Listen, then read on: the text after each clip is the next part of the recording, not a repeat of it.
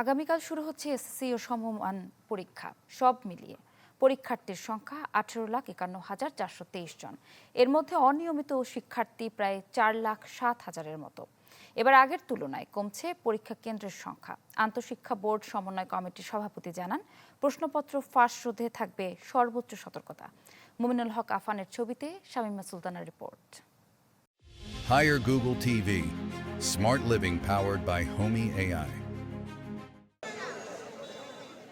SSC ও সমমান পরীক্ষা মানেই মাধ্যমিকের গণ্ডি পেরিয়ে উচ্চ মাধ্যমিকের হাতছানি।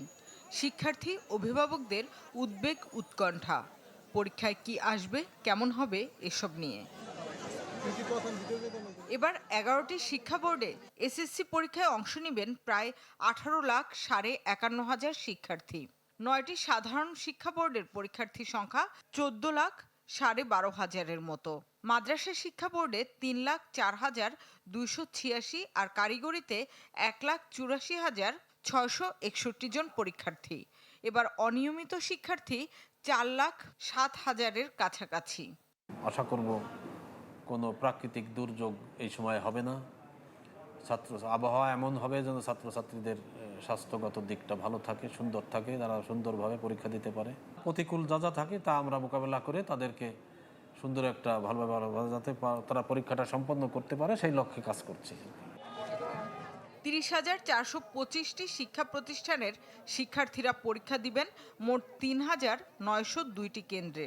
তবে প্রশ্নফাঁস ঠেকাতে কঠোর থাকবে সরকার।